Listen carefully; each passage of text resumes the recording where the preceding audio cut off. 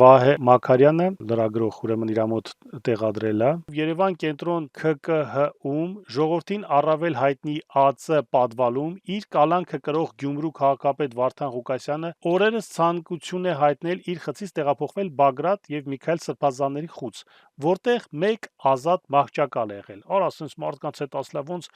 չգնաս նստես